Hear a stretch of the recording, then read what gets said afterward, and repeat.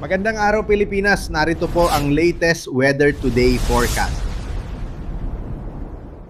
Minomonitor nga tayong bagyo sa labas ng ating Philippine Area of Responsibility. Ito si Typhoon Sinlaku at kanina nga alas 3 na umaga huli itong namataan sa layong 2,745 kilometers east ng northeastern Mindanao. Etong bagyo ngang ito ay nagtataglay ng lakas na hangin na 150 kilometers per hour malapit sa sentro at bugso na abot sa 185 kilometers per hour. Kumikilos sa direksyong hilaga ng mabagal. So itong bagyong ito ay hindi tinatanggal yung posibilidad ng pagpasok ng ating Philippine Area of Responsibility by late next week. So kung ito ay pumasok ng ating Philippine Area of Responsibility, bibigyan natin ito ng local name na Kaloy.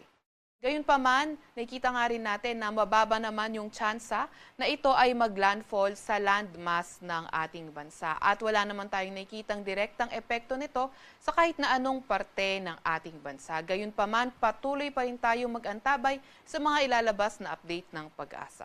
Sa kasalukuyan naman, ang ridge ng high pressure area ay nag-e-extend over northern Luzon. So kapag nag-e-extend yung ridge na high pressure area sa ating lugar ay mas bababa yung tsansa ng mga thunderstorm development. May kita nga rin natin sa ating latest satellite image na halos malinis at maaliwalas sa buong kapuluan ng ating bansa.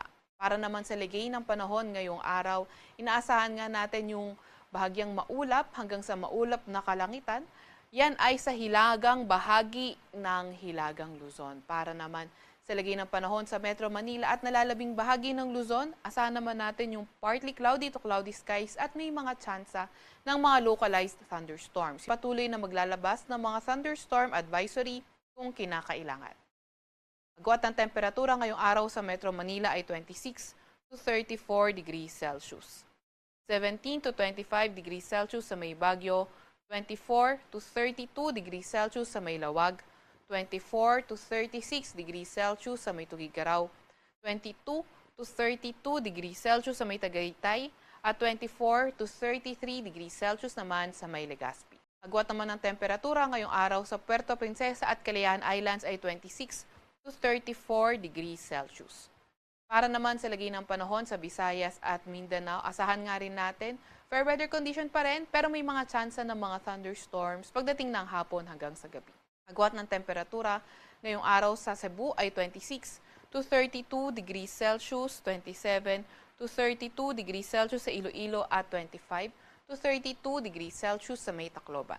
Agwat naman ng temperatura sa may Zamboanga at Davao ay 25 to 34 degrees Celsius. 25 to 31 degrees Celsius naman sa may Cagayan de Oro.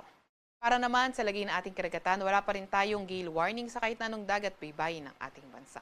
Update naman sa heat index, kahapon nga naitala ang 39 to 41 degrees Celsius na heat index sa Metro Manila.